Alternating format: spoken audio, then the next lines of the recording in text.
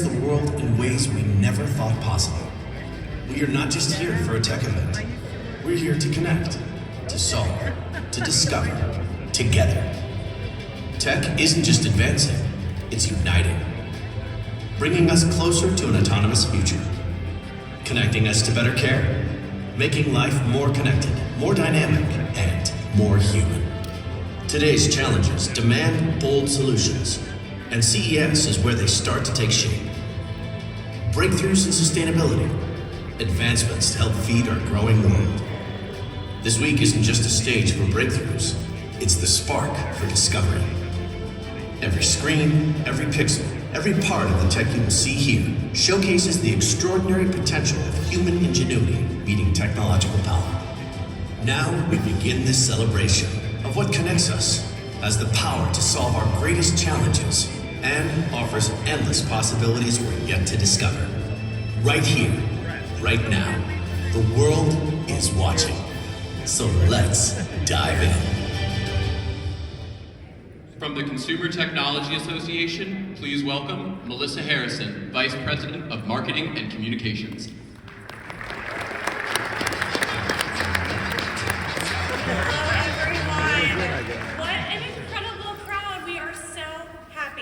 That you have chosen to join us here at CES 2025.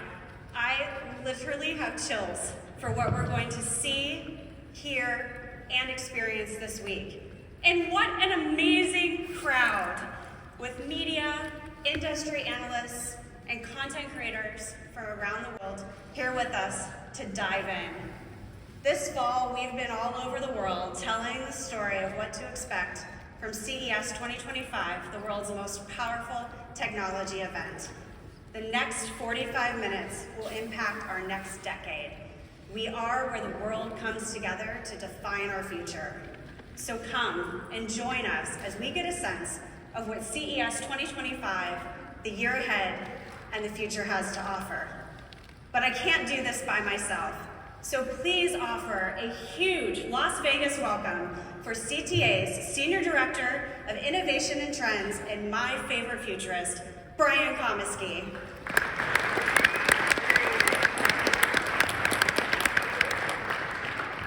Brian?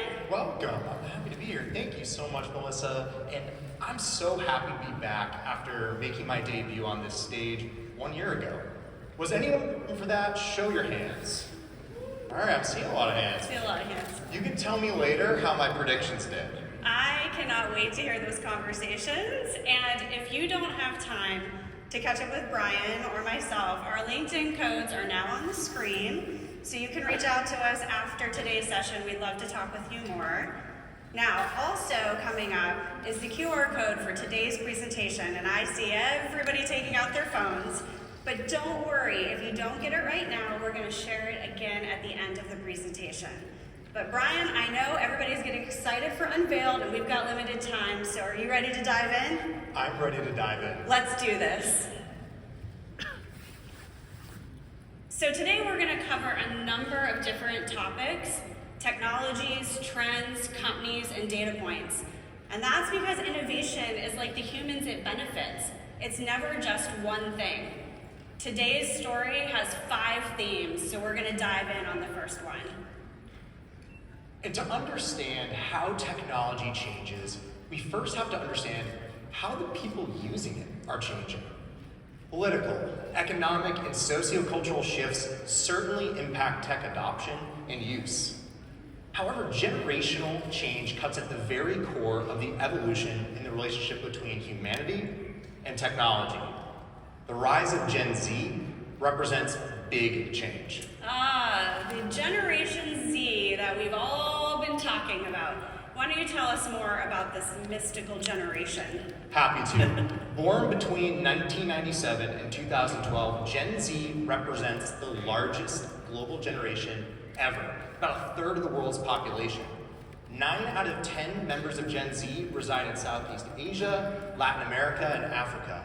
So when watching for emerging technology in the years to come, we need to think about how the latest innovations address the needs and preferences of this cohort, from internet connectivity to e-commerce and logistics. And this year, Gen Z will represent 27% of the OECD economic workforce, which means their financial and cultural power is growing and will increasingly shape tech innovation and purchase patterns. So this is a huge cohort of a generation. What does it really mean for purchasing power? Well, what it means is 86% of US Gen Z individuals tell us tech is essential to their life, and 74% of them use it as a core of their identity. They state it helps express who they are. So I know it's early in our conversation today, and I don't want to spark a huge debate, but I do want to know if you think Gen Z is the first truly digital native demographic. I think so, and I'll tell you why. While millennials and even Gen X are digitally fluent from the internet, Gen Z grew up with smartphones. The youngest one to get one would have been 11, which paved the way for true digital connection throughout their daily lives. They're arguably the first digital natives as a result. I'm just going to say I'm a proud Gen Xer. I started my digital journey with a bag phone when I was a teenager. Things move pretty fast. Yeah, life comes at you fast, right? So why don't we dive in and take a look at their purchasing preferences? Certainly. And in our US-focused study, we found 60% of Gen Z are early tech adopters. It means they're comfortable with faster replacement cycles and take pride in owning the latest technologies. In fact, we found that the average Gen Z owns 13 tech devices in their household, the highest of any generation. Tech is truly a purposeful part of their value set. I'm counting in my house right now. I don't have 13. I might come close to it, but still, it's a lot. And this, is an incredible amount. It is. It's actually not that surprising because as a marketer, what I hear a lot about is Gen Z and purpose and values, and of course, sustainability is a huge issue for this demographic. Certainly is, and a lot of secondary research highlights the increasing influence of sustainability and other cultural values in Gen Z's purchasing habits. Yet you still see Gen Z engage with fast fashion and some other less than sustainable spending habits. So in a recent study, NIQ and World Data Lab examined the gap between the values and spending action. And they found Gen Z are 2.5 times more likely to purchase a good if it has multiple sustainability values. So think energy efficiency and recyclability rather than just one. That's a key distinction when designing or marketing future sustainable products. So we just spent a lot of time unpacking Gen Z. So let's take a step back and let's look at the larger consumers across the US. Sure, and I think we'll have some breaking news today as well. We do have breaking news. What would it be for Tech Trends if we didn't break news for all the folks in the room? So today we're actually sharing for the first time data from CTA's January 2025 industry forecast. Brian, why don't you tell us more what you're seeing across the US? And CTA projects record retail revenues as the US consumer technology industry grows 3.2% over 2024 to $537 billion in 2025. And this signal really shows growth in consumer spending on both tech hardware and software and services, according to CTA's US Consumer Technology one-year industry forecast. So this sounds really positive, but there's uncertainty looming, right? Well, it is a forecast, so they are predictive by nature and they're subject to change. But this year, we've been really watching closely in our forecast research, looking at the tech products consumers love and rely upon, including smartphones and laptops, and understanding that they may be threatened by President-elect Trump's tariff proposals. Tariffs on technology products could lead to a $90 to $143 billion decline in U.S. consumer purchasing power. Billion with a B. Billion with a B. And purchases of laptops and tablets could decline by up to 68%, gaming consoles down by nearly 58%, and smartphone consumption even by 37%. So we'll certainly be closely watching how these numbers may change over the year. So I encourage everybody, we just wanted to give you a little breaking news and a taste of what's in the report. Please check out CTA.tech after we finish up today so you can see the rest of the data. And when forecasting tech markets, we really have to consider how customers make their purchases. So we're also watching how is the increasing integration of technology altering U.S. consumer habits during the shopping experience. In 2024, the AI retail and virtual try-it-on markets were $7 billion and $2 billion. And by the end of the decade, they'll sit at about $30 billion and $18 billion respectively. That is a huge number. So does that mean that Gen Z would rather buy things online than go to traditional brick and mortar stores? Well, this is fascinating. Gen Z is actually arguably the first true omni-channel generation, with 50-50 purchasing of mass merchandise online or in store. Oh, interesting. Yeah. And younger consumers, though, they are driving the increase in virtual try-it-on adoption solutions, like those from Snap's AR technologies, to really reduce disappointment in clothing fits. There's nothing worse than getting an outfit and it doesn't fit, right? So this sort of technology will likely reduce return rates for e-commerce, which still sit at about 18% compared to 10% for in-store returns. Which is also part of the sustainability story. It really is. It's all interconnected. Right. And consumers increasingly are looking to these solutions to better personalize the shopping journey, to offer savings and improved search. So I know we're going to talk a little bit about what consumers are doing with AI. So I'd love for you to talk a little bit more about that. Of course. And when we look at it, our December study, 2024 AI and Shopping, Awareness, Engagement, and Impact study, we found that 64% of US citizens have used an AI shopping tool. And the ability of AI, especially generative AI solutions, to personalize the shopping journey at the individual shopper level generates 40% greater purchase likelihood. But do consumers even know they're using AI? Some do, some might not. And I think this underscores the fact that there's a reliance by consumers on seamless technology experience throughout their lives. Whether it's visible or invisible, they just want it to be seamless. It's really about personalization. It really is. Which is a great segue into our next theme for today. So I look at this as the essence of technology intersecting humanity when we talk about digital coexistence, but how would you describe it? After years of digital transformation, defined by the rise of smartphones and the adoption of cloud computing, we've entered a new era where technology underpins daily activity for businesses and individuals. Consumers and enterprises alike expect technology to co-work, collaborate, coordinate, and cooperate with them. We expect digital coexistence. I love alliteration. We could do this all day. Me too, it's the marketer. That's right, that's right. So you've mentioned that this is really across enterprise and consumer. Why don't we unpack enterprise first? And when we think of the modern enterprise, we should think of it almost like an equation.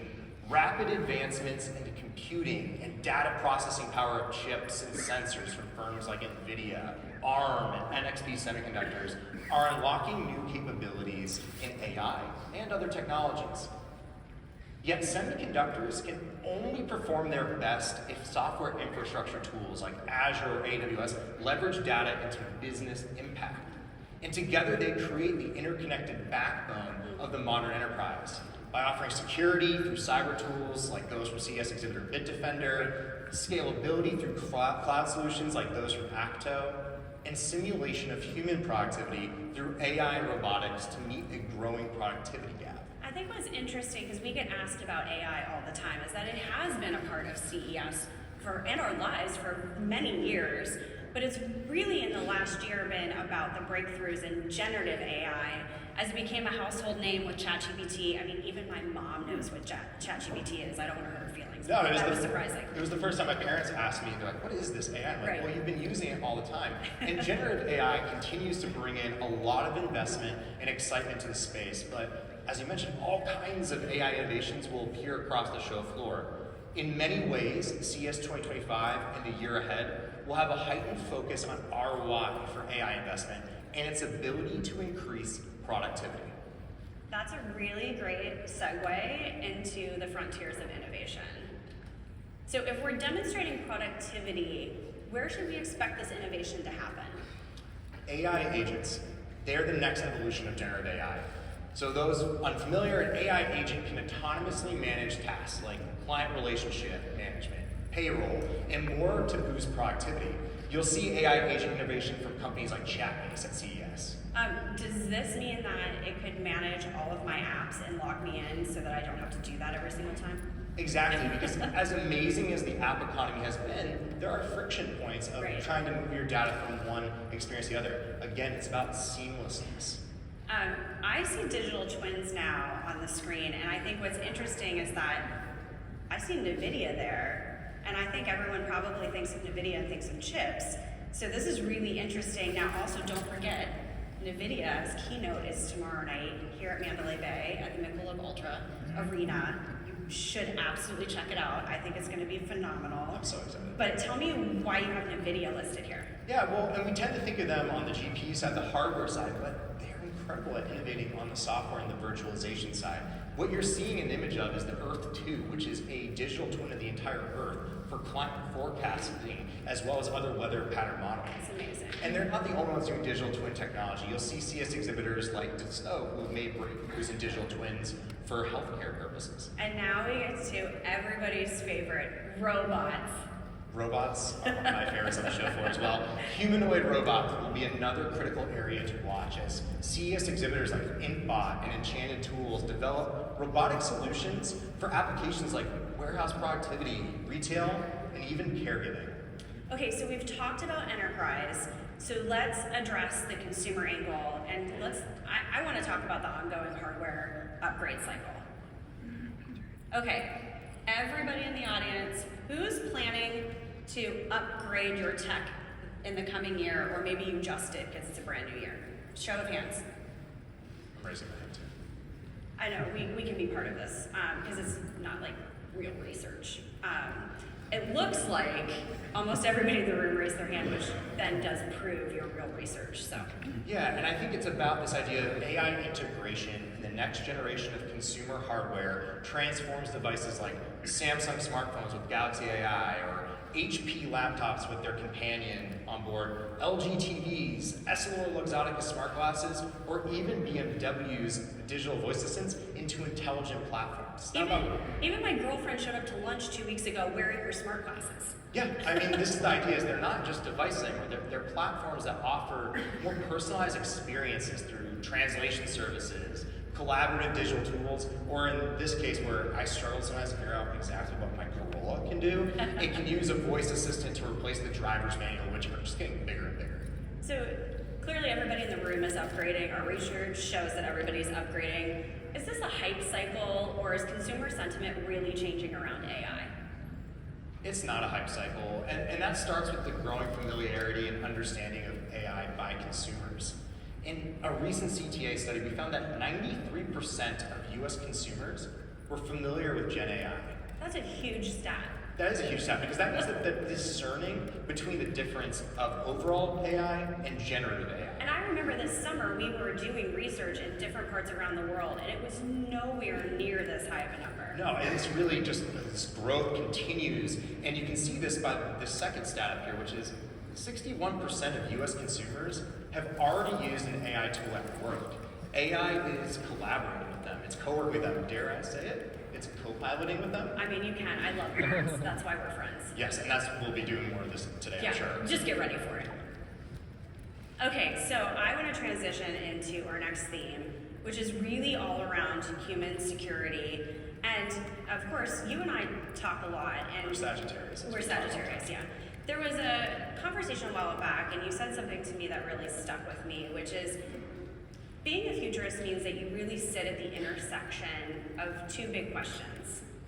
What if and why not? So I think this next theme is going to help unpack that. I think so, it will. And I think balancing both of those questions as a futurist is important, because it allows you to stay objective on technology trends, especially in a world with complex challenges around it. And that's where this theme of human security, which really speaks to human rights, like environmental protection, food security, and opportunities for tech to even address challenges, represent an opportunity here. Well, and I think this is why last year the United Nations added access to technology as a pillar to the Human Securities for All campaign, because they really saw that technology is that bridge.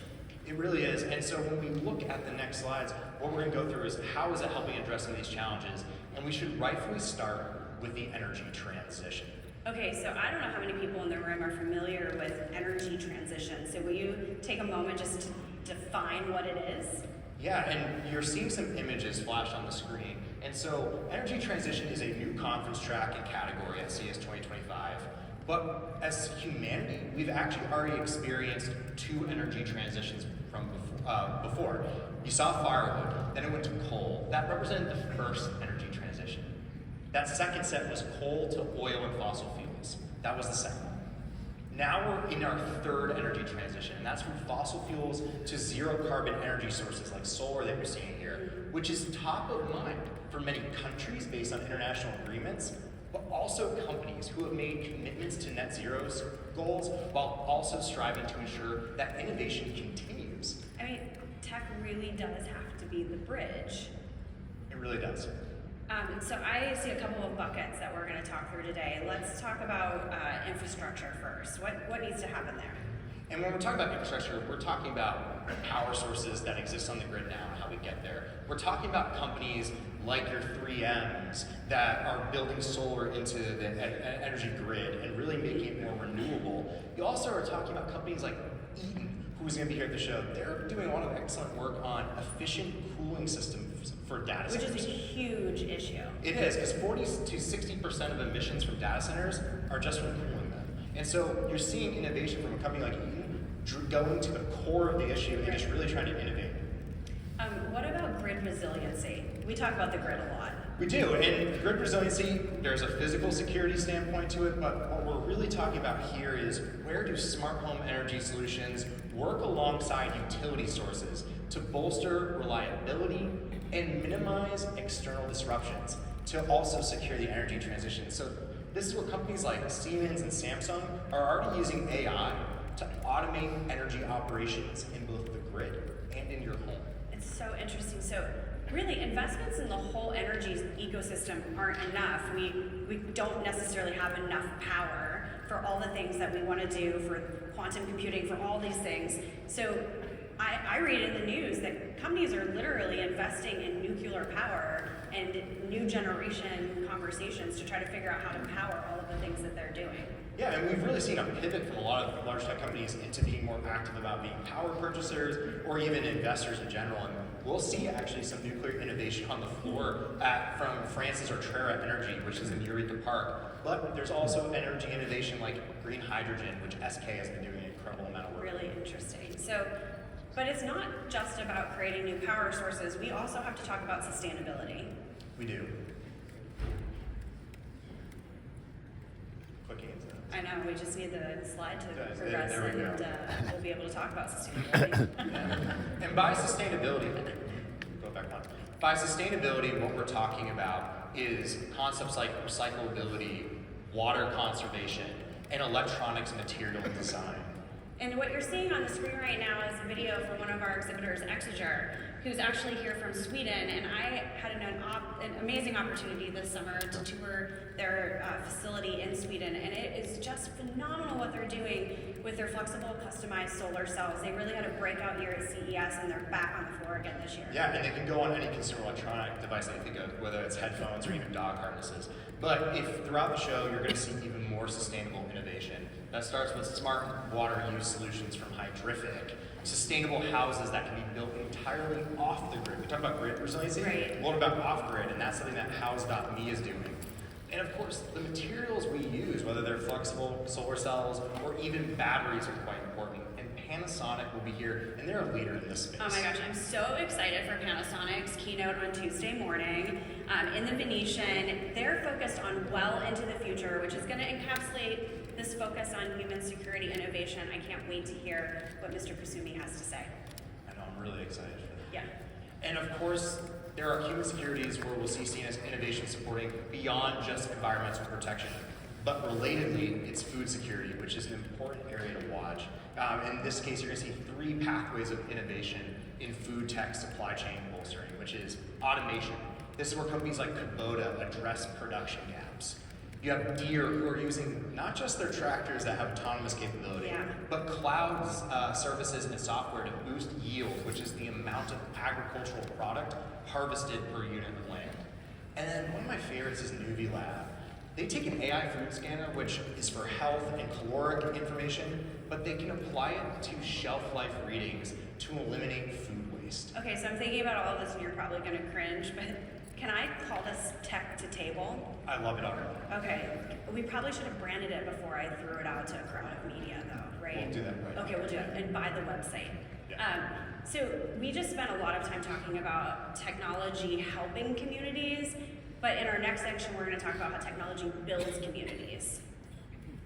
And when we think about community, it conjures images of smart city or smart community technologies, which rightfully help craft the community of tomorrow. However, smarter community technology alone will not build tomorrow's communities. Strong communities offer a few other things like connection, comfort, content, and culture. And we'll see all that in play at CES 2025. Let's drive through these one by one. I see what you're doing there. That's a really good setup because you were going to roll right into connection first. And here we're literally talking about how communities move from point A to B. And CES again will be a massive mobility show with these 4 key trends on display here: electrification, connectivity, autonomy, and industrials. So let's walk through what we expect to see across the floor in multiple halls of LVCC and Central Plaza, where everything comes together. I know that this really starts with a conversation around the electric ecosystem that extends well beyond just vehicles into forms of passenger and commercial mobility, which you're going to see on the show floor. I'm really excited to get out to Central Plaza and see a new exhibitor, Scout Motors. If you're not following along with them, they're going to be showing their SUV and I think their truck. And they have a partnership with Rivian and VW for the onboard technology. They're a US-based company talking about creating 4,000 jobs in South Carolina. I can't wait to go see it. I am a little nervous my husband's going to put us on a wait list though. I know, I really want to see it as well, and who knows, I might be on that wait list with him. And we're stressing vehicles here because it's not just cars. We're going to see electric boats from Brunswick, and we'll even see electric flying saucer-like vehicles from Invo Station. This is what I'm waiting for. That's what I want. I know, when I saw the image of it, I'm so excited to see it with all of you on the show floor. That's how you beat DC traffic. That's the key right there. That's right. Yeah, that's it. Invo Station, coming to you. And the interior of EVs are also important. That's where we'll see the latest in battery innovation from exhibitors like BYD Battery, working to reduce charge time and extend range. But especially in the US, infrastructure remains a barrier. We hear a lot about consumers having range anxiety, a fear of no charging stations, getting stranded on the side of the road. You know, what's the future look like for charging? Well, we'll see some of that on the show floor, and that's again where technology is playing a role in addressing these concerns, these anxieties around battery range. And you'll see innovators like companies like Blink Charging on the show floor, as well as others in North and West Hall, really showcasing what we're going to see on that infrastructure story. And of course, electrification extends beyond passenger vehicles. We'll have e-bikes, e-scooters like those from AMA e-bike, offering last mile and micro-mobility solutions. And alongside all these breakthroughs in EV technology, and we're going to go full circle back to Scout, actually. Right. We're seeing parallel advancements in vehicle sensors and solutions like Scout is doing with satellite connectivity on board their vehicle. And this really speaks to this idea of sensor and software innovation and how it's paving the way for greater connectivity on board our cars, boats, planes, to make them software-defined vehicles. And this is the real reason my husband wants to buy a new car. No, it's like we're getting closer to Kit from Knight Rider. I love it. We just showed our age, by the way. I know. Because we know Knight Rider. I think you're right in the mirrors there. BlackBerry will also display some advancements on vehicle software that promotes security and reliability. We'll have Continental taking us from road to cloud through connectivity solutions for vehicles.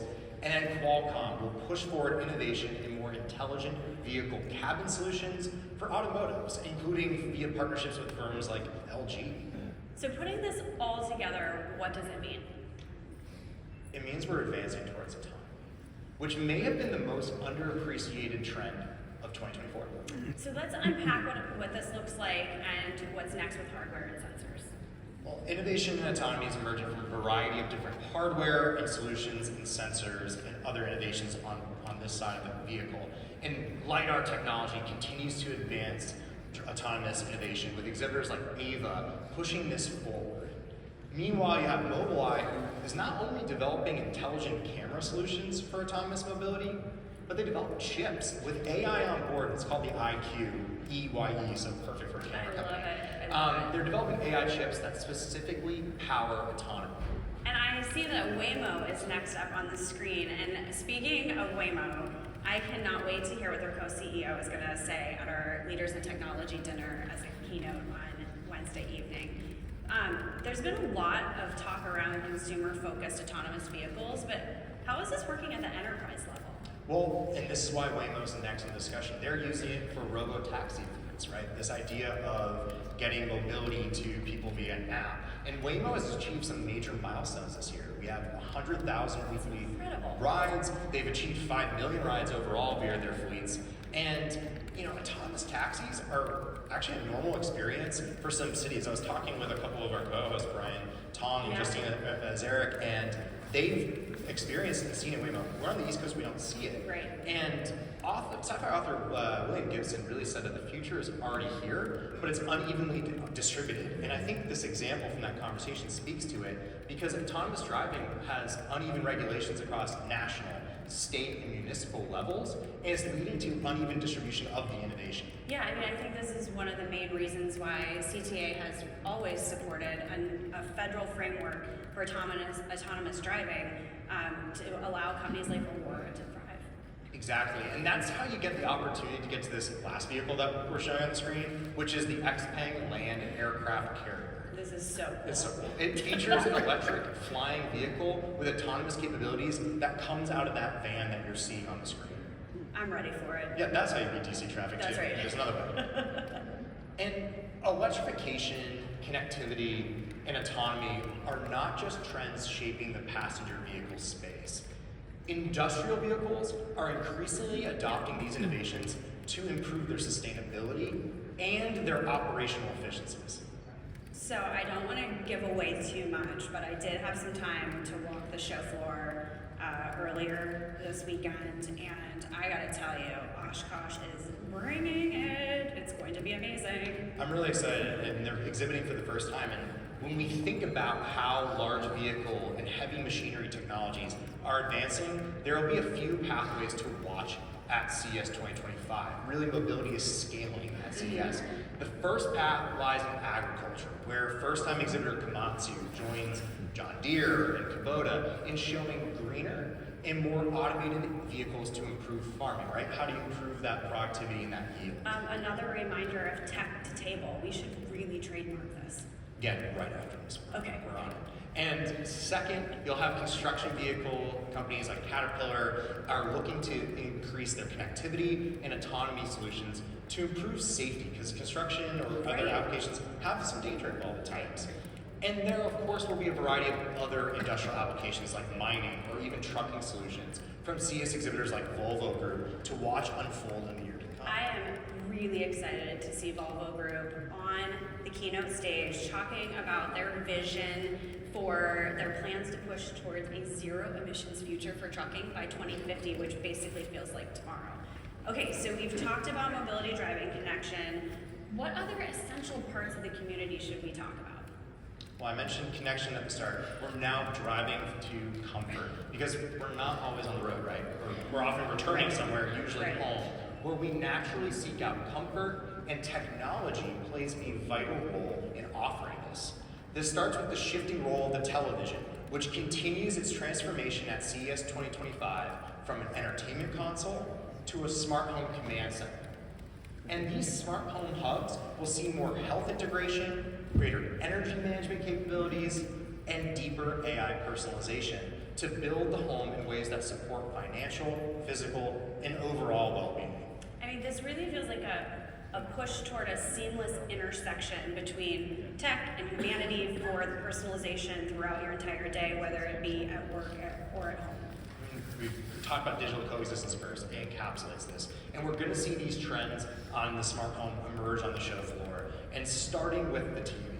Samsung, and others like LG, Displace, and Hisense will showcase how the next generation of AI on board televisions better manage your smart home.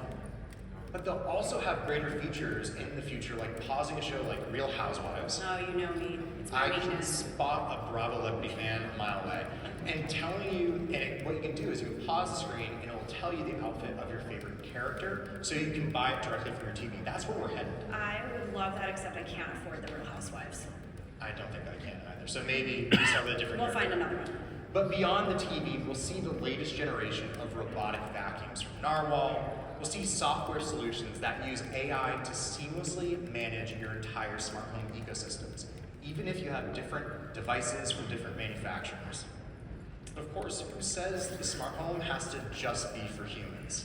This could be where we go off the rails and we just start talking about our fur kids. It could be, and companies like Popwork are offering comfort and peace of mind for your dog with a smart pet door that can lock and even set curfews from your phone. I want to see a dog with a curfew. I love it. My dog needs a curfew. Do you want to talk about your 4 cats and my dog and cat, or should we get back to? Oh, there's a whole bunch of people here. We should go back. And now everyone knows I have 4 cats. And once we're at home, maybe sitting with our cats and dogs, we seek out entertainment. We seek out content. And that comes through a variety of mediums like audio, video, and gaming. And what it really is content and entertainment play a key role for community. It represents our culture and serves as a platform of self-expression. While separate mediums, innovations and strategies in one area of content increasingly influence one another. And we'll see for all mediums, content remains king. Every service, every platform is seeking to have the largest and most exclusive libraries through original content, international programming, and all 3 have made a major pivot to live content. And that starts on the video side. Exhibitors like Netflix and Warner Brothers Discovery have shifted from on-demand content libraries to securing the rights to live sports. In fact, Netflix just set the NFL streaming record on Christmas. So I was raised a Cleveland Browns fan, so I don't really watch football anymore because that's sad. But I did watch on Christmas, and I gotta be honest, it was because Beyonce was the halftime performer. Yeah, and I think we were definitely all part of the Beehive during that halftime performance.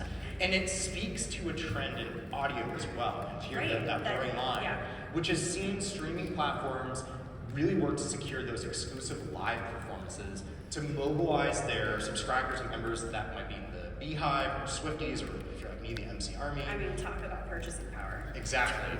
And gaming will also continue to focus on live via live service games. If you've been following, there's been a lot of success from Marvel Rivals, which indicates that this is a trend that game publishers will pursue in the years to come. Ultimately, these mediums, video, audio, and gaming, are seeing their strategies blur in an effort to secure audiences through intentional and inclusive programming. I mean, you're really starting to speak the CMO language now, which is that advertisers are trying to go and meet audiences where they are. And I would say that there's no better place to learn about this than going to C-Space. So excited to head over to the ARIA. It's really the gathering point for advertising, entertainment, and content communities.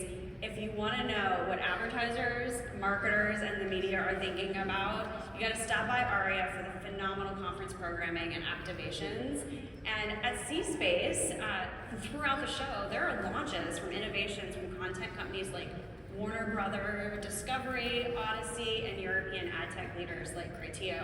They're all crafting and monetizing the compelling content that we enjoy. Also, don't forget that there's another keynote over there, which is the Sirius XM, which is going to be amazing. And then new this year, we also have Creator Space, which is in the central lobby. And I hope you'll all stop by there because it's only open to media badged folks. So I'm also looking forward to the X keynote as well. Oh my gosh, I think Linda Yaccarino is always a fan favorite, always brings really interesting conversations to the forefront, so can't wait to see her on the stage. Okay, I'm looking at the clock, we're running out of time. We gotta head into our last theme, which is longevity. And we've looked at communities, but where is technology going at the individual level? Biotechnology, digital health, and wellness technologies are converging towards the pursuit of longevity. Now, longevity evokes images of sci-fi futurism or Living forever. living forever, moonshot immortality. But what it's really about is the pursuit of longer, healthier, and better living. And let's start with longer living. There are 3 key innovation paths to watch in this space. The first are GLP-1s. We know GLP-1s better as Ozempic and Zepbound, but these drugs represent more than healthier weight outcomes and habit alterations. Okay, I want to put you on the spot though, because we had a conversation where you said that GLP-1s could have a bigger impact than AI on society. So what do you say now? I think that GLP-1s are in a race with AI to be the innovation that has the greatest transformational effect in the decade. This drug class will not just radically impact consumer good markets, but we're talking about other health tech companies that are pivoting their own products in the diabetes, the sleep apnea space, and other areas to really try to work around this GLP-1 world. And then, of course, you have direct-to-consumer drug delivery now from platforms like Lilly Direct, a CES exhibitor, and the division of Zepbound maker Eli Lilly. Right, so I'm going to be here in 5 years with you, and we are going to test what you just said. Sounds good to me. Okay. And of course, there are 2 other paths to watch, as I mentioned. There's the precision medicine story, which leverages AI to personalize drug development at the individual patient level. And of course, remote care, which critically brings the care of medical professionals directly into the home through devices that can remotely monitor patients like those from Pratika. It's incredible to be able to have people leave the hospital sooner and be able to be recovering in their homes where they're likely more comfortable. And if we're living longer and we're at home, that means we'll be aging in place. CTA released a study that really examines trends in this sector. And this first stat is fascinating. 80% of US consumers consider smart home products as age tech. So think products like smart doorbells, smart smoke detectors, etc.